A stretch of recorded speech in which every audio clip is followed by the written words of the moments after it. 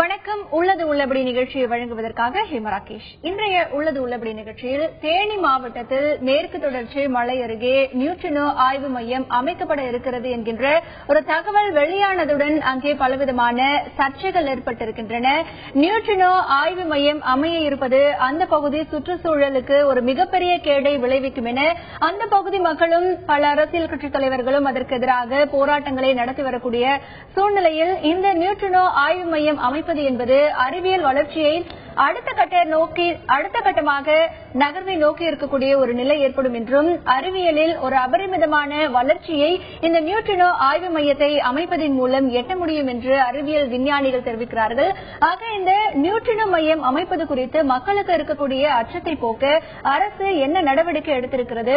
இந்த நியூட்ரினோ ஆய்வு மையம் என்றால் என்ன? எதற்காக தேனி மாவட்டம் இதற்கு தேர்வு செய்யப்பட்டது? இந்த நியூட்ரினோ ஆய்வு மையம் அமைப்பதன் காரணமாக என்ன மாதிரியான பயன்களை இந்த மனித குலம் சந்திக்க இருக்கிறது? மேலும் இப்பொழுது அந்த தேனி மாவட்டத்தில் இருக்கக்கூடிய நிலை என்ன? அந்த பகுதி மக்கள் அந்த பகுதியில் நியூட்ரினோ ஆய்வு மையம் நிறுவ இருப்பதை எப்படி பார்க்கிறார்கள்? அறிவியல் ஆய்வாளர்கள் என்ன மாதிரியான கருத்துக்களை பதிவு செய்கிறார்கள் என்பது பற்றி இன்றைய நிகழ்ச்சியில் விரிவாக விவாதிக்க இருக்கிறோம். அதற்கு முன்னதாக இது பற்றிய ஒரு தொகுப்பை பார்க்கலாம்.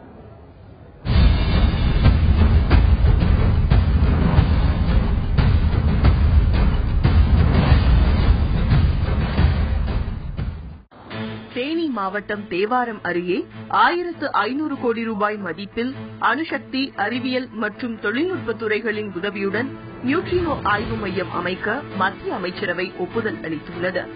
நியூட்ரினோ ஆய்வு மையத்திற்காக தேனி மாவட்டத்தில் உள்ள பொட்டிபுரம் கிராமம் அருகே சோதனை கூடமும் மதுரையில் அலுவலகம் ஒன்றும் அமைக்கப்படும் என்று கூறியுள்ளது. இந்த நிலையில் நியூட்ரினோ திட்டத்திற்கு ஆதரவும் எதிர்ப்பும் ஒரு சேர எழுந்துள்ளது. நியூட்ரினோ திட்டம் செயல்படுத்தப்படும் பொட்டிபுரம் மேற்கு தொடர்ச்சி மலைத்தொடரில் உள்ளது. பல்லுயிரியல் சூழலில் முக்கியமான பகுதியாக கருதப்படும் மேற்கு தொடர்ச்சி மலை பல அணைகளுக்கான நீர்பிடிப்பு பகுதியாக உள்ளது. இந்த நிலையில் சுமார் 2.5 கிலோமீட்டர் ஆழத்துக்கு பூமிக்குள் சுரங்கம் தோண்டும் போது ஏராளமான வெடிமருந்துகளை வெடிக்கச் செய்து பாறைகளை தகர்க்க வேண்டும். அது அணைகளுக்கும், மலைகளுக்கும், காடுகளுக்கும், உயிரினங்களுக்கும் நிச்சயம் கடும் பாதிப்பை ஏற்படுத்தக்கூடும். 2.5 கிலோமீட்டர் சுரங்கம் தோண்டும் போது உருவாகும் தூசி மண்டலம் அந்த பகுதியை கடுமையாக மாசுபடுத்தும். உடைக்கப்பட்ட பாறைகளை அள்ளிக்கொண்டு நூற்றுக்கணக்கான லாரிகள் அந்த பகுதியில் சென்றால் சுற்றியுள்ள மக்களின் இயல்பு வாழ்க்கை பாதிக்கப்படும் என்று கூறுகிறார்கள் நியூட்ரினோ திட்டத்தை எதிர்ப்பவர்கள். பிரபஞ்சத்தின் கட்டமைப்பை அறிந்து கொள்ள உதவும் இத்திட்டத்தால் இந்திய அறிவியல் வளர்ச்சிக்கும் இந்திய நாட்டுக்கும் பல பயன்கள் உண்டு. இதனால் எந்த ஆபத்தான தொழில் உற்பத்தியும் இருக்காது. இந்த திட்டத்தை நிறைவேற்றுவதால் நம் நாட்டு அறிவியல் வளர்ச்சி, இயற்பியல் துறை மேம்படும் என்றும் பூகம்பம், சுனாமி போன்றவற்றை முன்கூட்டியே தெரிந்து கொள்ள முடியும் என்கிறார்கள் இந்த திட்டத்தை ஆதரிப்பவர்கள். பல்வேறு அச்சங்கள் இருக்கும் இத்திட்டம் குறித்து தெளிவான விளக்கங்களை அரசு மக்களுக்கு வழங்க வேண்டும் என்பதே ஒட்டுமொத்த சமூக ஆர்வலர்களின் கோரிக்கை. பிரபஞ்சத்தின் கட்டமைப்பை நியூட்ரினோ ஆய்வு மையம் அமைப்பதன் மூலம் அறிந்து கொள்ள முடியும் என்கின்ற வாதம் ஒருபுறம் இருக்க, இந்த திட்டம் செயல்படுத்தப்பட்டால் மிகப்பெரிய சுற்றுச்சூழல் சீர்கேடு ஏற்படக்கூடிய ஆபத்தும் உள்ளது என்று எதிர்க்கிறார்கள் இந்த திட்டத்தை எதிர்ப்பவர்கள். மேலும் இன்றைய விவாத நிகழ்ச்சியில் இது பற்றி விரிவாக விவாதிக்க இருக்கிறோம். இன்றைய நிகழ்ச்சியில் பங்கேற்பதற்காக மதுரை செய்தி அரங்கில் இருந்து இணைகிறார் இஸ்ரோ விஞ்ஞானி திரு சிவசுப்பிரமணியன். அவரை இந்த நிகழ்ச்சிக்கு வரவேற்கிறோம். முதலில் அவரிடத்தில் பேசலாம். வணக்கம் திரு சிவசுப்பிரமணியன். இப்போ இந்த நியூட்ரினோ ஆய்வு மையம் அமைப்பதற்காக ஏன் தேனி மாவட்டம் தேர்வு செய்யப்பட்டது? இதற்கான காரணம் என்ன? நீங்க முன்னாடி சொன்னது போல நியூட்ரினோங்கிறது பிரபஞ்சத்தில் இருக்கின்ற துகள்களில் உள்ள ஒரு பார்ட்டிகள். பிரபஞ்சத்தில் இருக்க வெவ்வேறு துகள்களும் ரேஸ்களும் ஒளிகளும் இவற்றை பற்றி நமக்கு முழுமையாக தெரியாது. நமக்கு தெரிஞ்சதெல்லாம் ஒன்லி 5%, 10% தான் நமக்கு பிரபஞ்சத்தில் என்ன நடக்குதுங்கிறது தெரியும். நமக்கு கண்ணுக்கும் தெரியாமல் வெளியில் எந்த சக்தியாலையும் பிடிபடாத நிறைய துகள்கள், பார்ட்டிகல்ஸ், ரேஸ் எல்லாம் இருக்கு.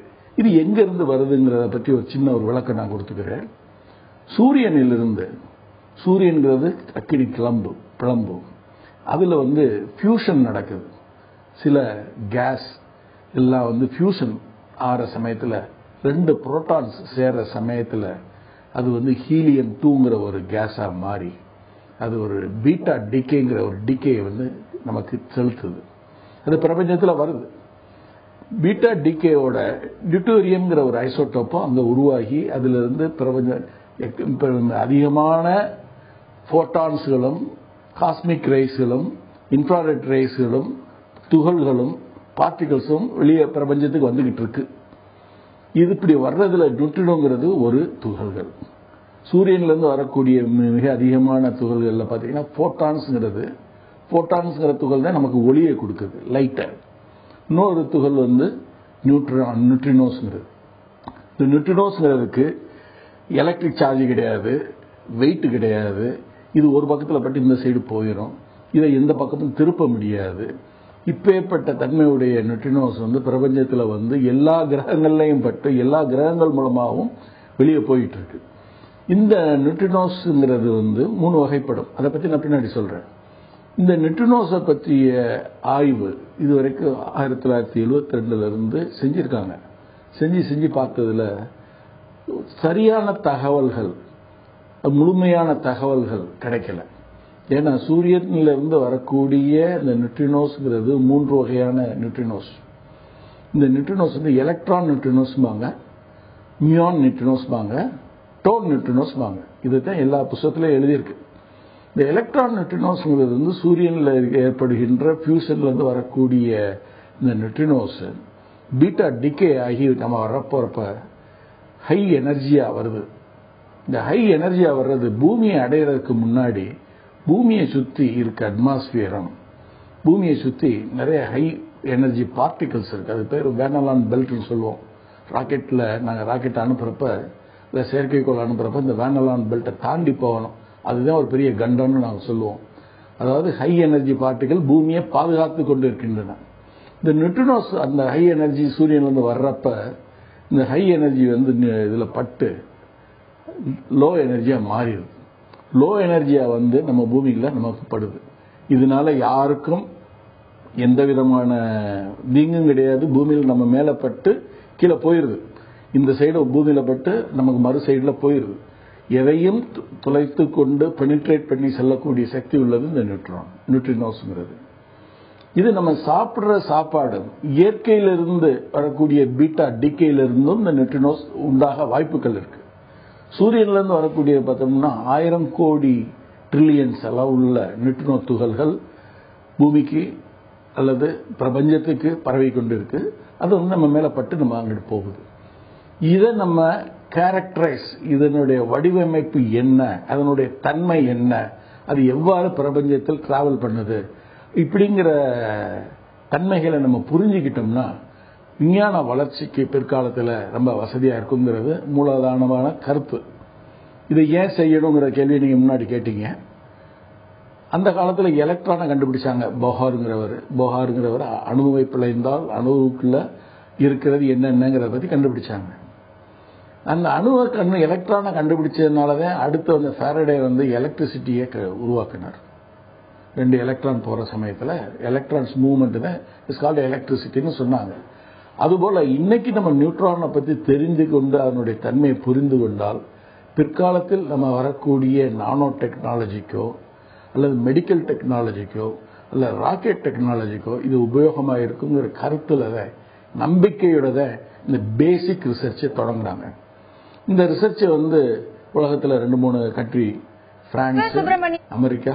தேனி மாவட்டத்தில் அமையக்கூடிய நியூட்ரினோ ஆய்வு மையத்தை எதிர்க்கிறார்கள் அந்த பகுதியில் இருக்கக்கூடிய மக்கள். அவர்களுடைய பார்வை என்பது எப்படிப்பட்டதாக இருக்கிறது, அவர்கள் என்ன மாதிரியான கருத்துக்களை பதிவு செய்திருக்கிறார்கள் கேட்கலாம். சுரங்கம் தோண்ட ஆரம்பிச்சாச்சுன்னா நமக்கு வந்து நிலத்தடி நீருடைய நீரோட்டம் மாறி விவசாயம் பாதிக்கும். 2வது அந்த தூசி வருதுல, தூசி அந்த கொட்டக்கூடிய இடம் இதெல்லாம் வந்து விவசாயத்தை நிறைய பாதிக்கும். தூசி பரவுறது வந்து ஆயிரக்கணக்கான ஏக்கருக்கு பரவிடும். இது வந்து வருஷக்கணக்காக நடக்க போற திட்டம். அந்த ஊரும் காலியாயிரும், அந்த மக்களும் வெளியேற வேண்டிய சூழ்நிலை உறுதியா வேணுங்கிறது யாருக்கு வேணும்னா இதுல வச்சு சம்பாதிக்கிறவங்களுக்கு தான் வேணும், பொதுமக்களுக்கு தேவையில்லை. வியாபாரம் பகுதியில் ஏறத்தாழ ஒரு 33 கிராமங்களை பாதிக்கக்கூடிய அளவுல ஒரு திட்டத்தை ஒரு 7-8 மைல் சுற்றளவுல ஒரு காம்பவுண்ட் போட்டு ஒரு நியூட்ரினோ ஆய்வு மையம் அப்படிங்கிற ஒரு இதுல வந்து செய்யறதுக்கு தயாராகி வேலைகள் நடந்துட்டு இருக்கு. இதை பற்றியான முழு சிந்தனையும் முழு முடிவும் இதனுடைய இறுதி நிலை என்னங்கிறதே இன்னும் முழுமையாக மக்களுக்கு வந்து சேரவில்லை.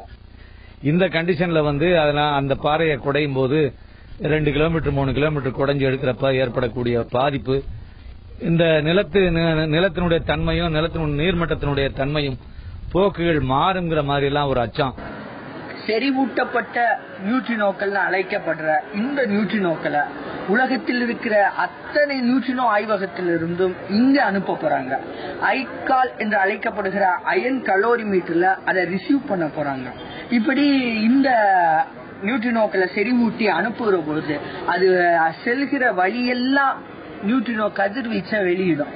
அப்படி கதிர்வீச்சு ஏற்படுகிற பொழுது அங்க சுற்றி இருக்கிற மக்களுக்கு எல்லாம் புற்றுநோய் ஆபத்து இருக்கு. இது மட்டும் இல்ல, இங்க இதை ரிசீவ் பண்ணும் போது பாறைகள்ல மோதும் போது அதிகப்படியான கதிர்வீச்சு ஏற்படும். ஏன்னா இது 1500 மெகா எலக்ட்ரிக் வோல்ட் என்று சொல்லப்படுகிற மின்னூட்ட, அதாவது செறிவூட்ட திறன் கொண்டது. ஆக ஒருவேளை ஒரு ஒரு அனுமானத்தை சொல்ற அறிவியல் என்பதே கோட்பாட்டு ரீதியாகவும் அனுமானத்தின் ரீதியாகவும் நிறுவக்கூடியதான. இப்படி அனுமானத்து ரீதியா இங்க இருக்கிற ஐகாலால இந்த செறிவூட்டப்பட்ட நியூட்ரினோ துகளை ரிசீவ் செய்ய முடியவில்லை என்றால், வாங்கிக் கொள்ள முடியவில்லை என்றால், அது நேராக போய் முல்லை பெரியார் அணையிலேயோ அல்லது பொட்டிபுர அணையிலேயோ அல்ல முல்லை பெரியார் அணையிலேயோ அல்லது இடுக்கி அணையிலேயோ அந்த கதிர்வீச்சு கலக்கிற பொழுது அந்த நீர் முழுக்க கதிர்வீச்சா மாறும். அந்த நீரை வச்சு நீங்க விவசாயம் பண்ண முடியாது, அந்த நீரை நீங்க குடிக்க முடியாது. அந்த நீரை வச்சு விவசாயம் பண்ணீங்கன்னா அந்த விளைபொருட்களை உண்ணுகிற பொழுது உங்களுக்கு புற்றுநோய் அபாயம் ஏற்படும்.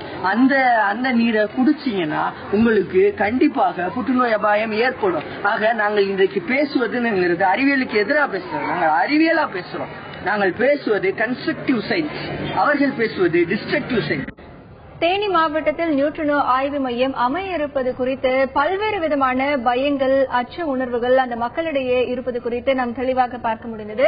திரு சிவசுப்பிரமணியன் அவர்களிடத்தில் பேசலாம். திரு சிவசுப்பிரமணியன், இப்ப நீங்க பார்த்திருப்பீங்க, அந்த பகுதி மக்கள் தங்களுடைய கருத்துக்கள் எல்லாம் பதிவு பண்ணிருக்காங்க. இப்ப இந்த நியூட்ரினோ ஆய்வு மையம் அமைய இருக்கக்கூடிய இடத்துல என்ன மாதிரியான ஆராய்ச்சிகள், என்ன மாதிரியான பணிகள் எல்லாம் அங்க மேற்கொள்ளப்பட இருக்கு? இதனால சுற்றுச்சூழலுக்கு பாதிப்புகள் ஏற்பட வாய்ப்புகள் இருக்கு. இது முதல்ல நீங்க தெரிஞ்சுக்கிட வேண்டியது, நியூட்ரினோங்கிறது வந்து ஒரு கதிர்வீச்சு அல்ல. கதிர்வீச்சு ஒன்றும் செய்யாது. நியூட்ரினோ வந்து நம்ம உடம்புல கோடிக்கணக்கான நியூட்ரினோ நம்ம உடம்புல போகுது. பிரபஞ்சத்திலிருந்து வந்து நம்ம மூலமா போகுது. எல்லாரும் நம்ம உடம்புல சுவாசிக்கிறோம். சுவாசிக்கிறதுல நியூட்ரினோ இருக்கு, எல்லாத்துலயும் நியூட்ரினோ இருக்கு. அதனால யாருக்கு கதிர்வீச்சில வந்து நியூட்ரினோ வந்து பாதிக்கும், கேன்சர் வருங்கிற நம்பிக்கையை மக்கள் முதல்ல மாற்றணும். இது வந்து என்னுடைய தாழ்மையான கருத்து. நியூட்ரினோங்கிறது வந்து it is no electric charge, tiny mass and no electric significant effect. இப்பேற்பட்ட தன்மை உள்ளது இது உள்ளது நியூட்ரினோங்கிறது. அதனால இது வந்து தண்ணீரை பட்டுச்சுன்னா எனக்கு ரேடியேஷன் வரும் அப்படிங்கிறது வந்து எப்படி இருக்குன்னா, கூடங்குளத்துல இருந்து வரக்கூடிய எலக்ட்ரிசிட்டியில ரேடியேஷன் வருதுன்னு சொல்ற மாதிரி கருத்தா இருக்கு. இது சயின்டிபிக்கா பேசுற சமயத்துல சயின்டிபிக்கா சொல்லணும். நியூட்ரினோல வந்து இதுவரைக்கும் உள்ள சார்ஜ் வந்து ஆர்டர் ஆஃப் 10⁻⁶ எலக்ட்ரான் வோல்ட். நம்ம செய்யறது 5 மில்லி வோல்ட்டுக்கு மேல செஞ்சுட்டு இருக்கோம்.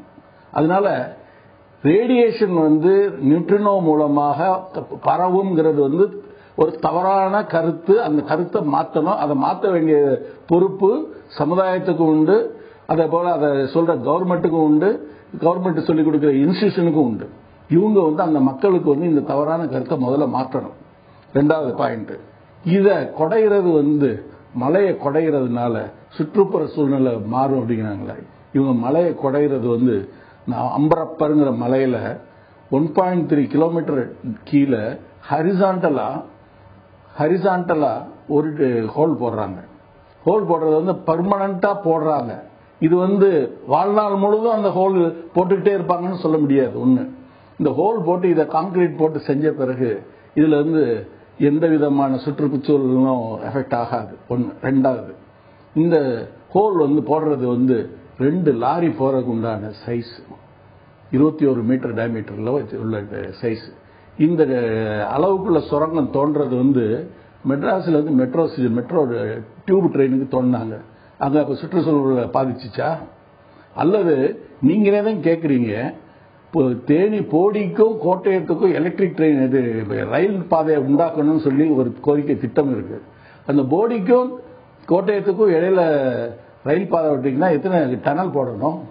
அந்த டனல் போட்ட சமயத்தில் பக்கத்தில் இருக்க டேம் டேமேஜ் ஆகாதா?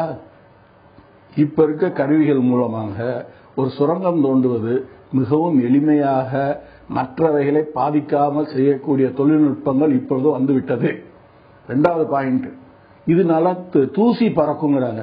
மலையை தோன்ற சமயத்தில் வர்ற தூசியை அது முதல் கட்டம் தான். முதல் கட்டத்தில் வர்ற தூசியை எப்படி நம்ம சமாளிச்சுக்கலாம்? அது அந்த தூசி படிஞ்ச பிறகு அதுக்கப்புறம் உங்களுக்கு பயிரை பாதிக்காது, விளைச்சலும் நல்லா தான் இருக்கும், விளைச்சலை பாதிக்கக்கூடியது கிடையாது. 3வது பாயிண்ட், இதனால அங்க இருக்க தண்ணி அதை சுரங்கத்தை தோன்றதுனால வாட்டர் ட்ரெயின் ஆயிரும்னு ஒரு கருத்து சொன்னாரு. வாட்டர்லாம் ட்ரெயின் ஆகி போயிடும், அங்க இருக்கவங்களுக்கு தண்ணியே இருக்காது அப்படின்னு. அப்படி கிடையாது, இது கிடையாது. ஏன்னா அவங்க தோன்றது கடுமையான ராக்கத்தையும் தோன்றாங்க, பாறையத்தையும் தோன்றாங்க, பாறையத்தையும் தோன்றாங்க. கீழே இருக்க சாஃப்ட் சாயில தோன்றல. சாஃப்ட் சாயில தோண்டினாத்தான் உங்களுக்கு சாயலினுடைய வெட் கண்டிஷன் போகும், அதாவது மண்ணில் இருக்க நீர்வளம் போகும். இது பாறையை தோன்ற சமயத்தில் பாறையிலிருந்து எந்த தண்ணியும் அவங்கள இது அவ்வளோ பாதிக்காது. இந்த 3 பாயிண்ட் ஒன்று. 4வது இதை பற்றிய ஃபுல் இன்ஃபர்மேஷன் கருத்துக்களை மக்களுக்கு தெரிவிக்க வேண்டியது அரசாங்கத்துடைய கடமை, அதே போல சமுதாயத்தினுடைய கடமை, இங்கே இருக்க கல்வி ஸ்தாபனங்களுடைய கடமை, இதை ஏற்படுத்தி நடத்துகின்ற இன்ஸ்டிடியூஷனுடைய கடமை. அதை கவர்மெண்ட் செஞ்சுக்கிட்டு இருக்காங்க. இப்போ பல இடங்கள் மீட்டிங் போட்டு சொல்லிட்டு இருக்காங்க. ஆனால் இது பீப்புள் ஷுட் பி ரிசெப்டிவ். அதாவது விஞ்ஞான ரீதியாக சொல்றப்ப இப்படி நடந்தா இப்படி நடந்தோம், இப்படி நடந்தா இப்படி நடந்தோம்னு கேட்கிற சமயத்தில் இவங்க விஞ்ஞான ரீதியாக சொல்றப்ப it should be quantitative, not subjective. திரு சிவசுப்பிரமணியன், நாள் ஒன்றிற்கு மனித உடல் வழியாக கோடிக்கணக்கான நியூட்ரினோக்கள் பாய்ந்து கொண்டுதான் இருக்கின்றன. இதனால் அணுக்கதிர்வீச்சு என்பதற்கான வாய்ப்புகளோ பாதிப்புகளோ இல்லை என்கின்ற ஒரு கருத்து இங்கே முன்வைக்கப்படுகிறது. மேலும் இந்த நியூட்ரினோ ஆய்வு மையத்தை அமைப்பது பொறுத்தவரை அறிவியல் வளர்ச்சி தானே தவிர அந்த ஆய்வு மையத்தை அமைப்பதனால் எந்தவித ஒரு சுற்றுச்சூழல் சீர்கேடோ ஏற்பட போவதில்லை என்கின்ற ஒரு கருத்தும் இங்கே பதிவு செய்யப்படுகிறது. தொடர்ந்து அந்த பகுதியில் இருக்கக்கூடிய மக்கள் என்ன நினைக்கிறார்கள் என்பது பற்றி தங்களுடைய கருத்துக்களை பதிவு செய்திருக்கிறார்கள், கேட்கலாம். இந்த சர்க்கோனைட் பாறைகளை 2 கிலோமீட்டர் கொடைய போறாங்க. இப்படி 2 கிலோமீட்டர் கொடைகிற பொழுது அதிகமான வெடிமருந்துகளை பயன்படுத்துவாங்க. இந்த வெடிமருந்துகள் எதை உருவாக்கும்னா சீஸ்மிக் வேவ் என்று அழைக்கப்படுகிற பூகம்ப அலைகளை உருவாக்கும். இந்த பூகம்ப அலைகள் உருவாவதால் இந்த பொட்டிபுரத்தை சுற்றி இருக்கிற கிட்டத்தட்ட 30 அணைகள், குறிப்பா சொல்லணும்னா முல்லை பெரியாறு அணை, இடுக்கி அணை போன்ற அணைகளுக்கு பேராபத்து காத்திருக்கிறது. எப்படி ஆபத்துனா உருவாகிற இந்த சீஸ்மிக் வேவ் என்று அழைக்கப்படுகிற பூகம்ப அலைகள் இந்த தரைப்பகுதி முழுக்க பரவி இந்த அணையை போய் சேர்க்கிற பொழுது இந்த அணையில் சிறு சிறு விரிசல்கள் ஏற்படும். இந்த ஐகான் அழைக்கப்படுகிற இந்த அயன் கலோரிமீட்டர்ல 3-4 வகையான வாயுக்களை பயன்படுத்துறதா 2011 NK மாண்டல் வெளியிட்ட ரிப்போர்ட்ல சொல்றாங்க. அது என்ன வாயுனா ஃபெரான், செம்புத்தேன், குளோரோஃபுளோரோ கார்பன், குளோரின் போன்ற வாயுக்களை பயன்படுத்துறதா சொல்றாங்க. இதுல இந்த ஃபெரான் கேஸை மட்டும் எடுத்துக்குவோம். இந்த ஃபெரான் வாயு காற்றுல இது 11% கான்சென்ட்ரேஷன்ல அதை சுவாசிச்சாங்கன்னா உடனடியா கோமா நிலைக்கு போயிருவாங்க அப்படிங்கிறது அறிவியல். இவங்க என்ன சொல்றாங்கன்னா இந்த வாயுவை அதாவது இதோட அடர்த்தியை குறைத்து காற்றில் வெளியேற்ற போறதா NK மாண்டல் அறிக்கை தெரிவிக்கிறது. அப்படிப்பட்ட இந்த வாயுவை தொடர்ந்து சுவாசிக்கிற பொழுது மூளை கோளாறு ஏற்படும். இந்த வாயுவை தொடர்ந்து சுவாசிக்கிறவர்களுக்கு மனக்கோளாறு ஏற்படும். 5 இடங்கள்ல நியூட்ரினோ ஆய்வு மையம் இருக்கிறதா சொல்லியிருக்காங்க. இத்தாலி கரண்ட் சார்ஜோல கொஞ்சம் கொஞ்சமா செயலிழக்கிறதா சொல்லியிருக்காங்க. சரியான காரணம் தெரியல. இருந்தாலும் வேற ஒன்றும் தேவையில்லை. இத்தனை இடங்கள்ல இருக்கு இல்லையா, இந்த இடங்கள்ல அதிகபட்சமா நியூட்ரான்ஸ் அதிர்வு எவ்வளவு பதிவாயிருக்கு. அப்படி அது மோதுறப்ப எவ்வளவு ரிக்டர் அளவுல வந்து அந்த அதிர்வு ஏற்பட்டிருக்கு, அதிகபட்சம் என்ன அப்படின்ற ரிசல்ட் வந்து எங்களுக்கு தெரிஞ்சா அது வந்து எங்களுடைய வாழ்வாதாரத்துக்கு பாதிக்காம மக்களுக்கு பாதிப்பை ஏற்படுத்தாம இருந்தா நாங்க வந்து இந்த திட்டத்தை வந்து ஆதரிப்போம் சார். இப்ப கரண்ட்ல நான் படிச்சுட்டு தான் இருக்கேன். அப்படி பார்க்கும்போது எங்களுக்கே இதோட டவுட் வந்து இந்த சைட்டுக்கு வந்த பிறகு கூட எங்களுக்கும் ஒரு சில டவுட்டுகள் வந்து இருந்துகிட்டே இருக்கு. அப்படி இருக்கும்போது படிக்கிற எங்களோட டவுட்டவே இன்னும் யாரால கிளியர் பண்ண முடியல அப்படின்னும் போது நாங்க போய் எப்படி பாமர மக்கள்கிட்ட நியூட்ரினோ திட்டம் வருது, நல்ல திட்டம், நீங்க ஏத்துக்கோங்கன்றது வந்து என்ன சொல்றது? இந்த நியூட்ரினோ ஆய்வு மையம் குறித்து பல்வேறு விதமான கேள்விகளும் சந்தேகங்களும் அந்த பகுதி மக்களிடத்தில் இருக்கின்றன. திரு சிவசுப்பிரமணியன், இப்போ அந்த பகுதி மக்கள் சொன்ன கருத்துக்கள் எல்லாமே பார்த்தோம். இப்ப அந்த பகுதி மக்களுக்கு பல்வேறு விதமான பயங்கள், கேள்விகள், சந்தேகங்கள் எல்லாமே இருக்கு. இதற்கு அரசு என்ன மாதிரியான ஒரு விழிப்புணர்வை, விளக்கங்களை கொடுக்கணும்னு நினைக்கிறீங்க? நான் முதல்ல கேள்விக்கு அவர் சொல்றாரு சீஸ்மிக் வேவ் பரவும் அப்படிங்கிறாரு. சீஸ்மிக் வேவ் பரவரைக்கு எவ்வளவு டெசிபல்ல போகுங்கிறது அவர் வேல்யூ சொல்லட்டும். எவ்வளவு g per head square per metre போகுங்கிறத அவர் சொல்லட்டும். இப்படி போச்சுன்னா 30 கிலோமீட்டருக்கு அங்கிட்டு இருக்க பெரியார் அணை அல்லது இடுக்கி அணை அந்த அதிர்வுகள் போய் பாதிக்கும்னு சொல்றாங்க இல்லையா, அந்த இதுக்கு குவான்டிடேட்டிவா ஏதாவது ஒரு டிசைன் வச்சு அவங்க சொல்லட்டும். சொன்னாங்கன்னா கேட்கலாம். ஒண்ணு. ரெண்டாவது, நான் ஏற்கனவே சொன்னது படி சுரங்கத்தை தோன்றது இப்ப இருக்க மாடர்ன் டெக்னாலஜில எந்த விதமான பாதிப்பும் வராம, எந்த விதமான அதிர்வுகளும் பரவாமல் இருக்கக்கூடிய தன்மையுடைய மிஷினரிஸையும் டெக்னாலஜியையும் வச்சு இப்ப இருக்கிறதுல சுரங்கத்தை தோன்றாங்க. அதனால அந்த அதிர்வுகள் நாட் ஈவன் ஒரு 1 மீட்டரோ அல்லது 10 மீட்டருக்கு அங்கிட்டு கூட பரவாது. அதனால சீஸ்மிக் வைப்ரேஷன் அங்கிட்டு போகுங்கிறத வந்து ஏத்துக்கிட முடியாத ஒரு சயின்டிபிக் கருத்து. ரெண்டாவது பாயிண்ட் சொன்னாங்க, அங்க நிறைய கேஸ் யூஸ் பண்றாங்க. அந்த கேஸை யூஸ் பண்றது எதுக்காண்டி யூஸ் பண்றாங்க? நம்ம எக்ஸ்ரே, நம்ம உடம்புல எடுக்கிற எக்ஸ்ரே டியூப்ல கூட தான் கேஸ் இருக்கு. நம்ம எடுக்கிற எக்ஸ்ரே டியூப் கோபால் ட்ரீட்மெண்ட்டுக்கு, நம்ம கேன்சர் போற ட்ரீட்மெண்ட்ல கூட கோபால் ட்ரீட்மெண்ட்ல இருக்க டியூப்ல கூட கேஸ் இருக்கு, புரோட்டான் இருக்கு. இந்த புரோட்டான் அப்படி பரவி எல்லா இடத்துக்குமா போகுது? இல்ல. இவங்க இந்த நியூட்ரினோ போறதுக்கு உண்டான ஒரு கருவியில 2 பிளேட்டுக்கு இடையில அந்த கேஸை ஃபில் பண்ணி வச்சிருக்காங்க. வச்சிருக்கிறது அந்த இடையில இருக்க நடுவில் இருக்க ஹோல் வழியா அந்த நியூட்ரினோ போகுது. இந்த கேஸ் வந்து வெளியில பரவி எல்லாருக்கும் போகக்கூடிய வாய்ப்பு இல்லை. இது லைக் ஒரு எக்ஸ்ரே டியூப் மூலம் அந்த ஒரு கருவிக்குள்ள அந்த கேஸ் இருக்கு. அதை ஃபில்அப் பண்ணி அவங்க சீல் பண்ணி வச்சுக்குவாங்க. அந்த கருவி வந்து பாதுகாப்பான இடத்துல வச்சு நியூட்ரினோவுடைய டிடெக்டர் மூலமாக மெஷர் பண்ணுவாங்க. ரெண்டாவது, அயன் கலோரிமீட்டர் வந்து இத்தனை டன் எடையுள்ள அயன் கலோரிமீட்டரை பத்தி சொன்னாங்க. அத்தனை டன் இருக்க இதை வந்து எதுக்காண்டி வச்சிருக்காங்கன்னா, இது முக்கியமான காரணம் பிரபஞ்சத்தில் இருக்க நியூட்ரினோவை பிரிச்சு எடுக்கிறதுக்காக, வரக்கூடிய மற்ற தேவையில்லாத கதிர்களை பிரித்து எடுக்கிறதுக்காக இந்த மலையை தேர்ந்தெடுத்து, மலைக்கு கீழே எந்த கதிர்களும், பிரபஞ்சத்தில் வரக்கூடிய தேவையில்லாத எந்த கதிர்களும் போகக்கூடாத அளவுக்கு இருக்க இடத்துல ஃபில்டர் பண்றதுக்காகத்தான் இந்த இடத்தை தேர்ந்தெடுத்திருக்காங்களே ஒழிய இதுல வேற எந்த உள்நோக்கமும் இல்லை. தகவல்களுக்கு நன்றி. நியூட்ரினோ ஆய்வு மையத்தை பொறுத்தவரை தேனி மாவட்டத்தில் ஆய்வு மையம் அமைய இருக்கிறது. அதற்கான ஆரம்ப கட்ட பணிகள் தற்பொழுது தொடங்கி இருக்கின்றன. நியூட்ரினோ ஆய்வு மையம் என்றால் என்ன, அங்கே என்ன செய்ய போகிறார்கள், என்ன மாதிரியான ஆராய்ச்சி அங்கே நடைபெற இருக்கிறது, என்னென்ன பணிகள் மேற்கொள்ள இருக்கிறார்கள் என்பது பற்றிய பல விவரங்களை அங்க இருக்கக்கூடிய மக்களுக்கு அரசு இதுவரை தெளிவான ஒரு விளக்கங்களை அளிக்கவில்லை என்கின்ற ஒரு புகார் அந்த பகுதி மக்களிடத்தில் இருக்கிறது. மேலும் இந்த நியூட்ரினோ ஆய்வு மையம் அமைப்பதற்கான முக்கிய நோக்கமே அதன் தன்மையை புரிந்து கொள்ள வேண்டும்.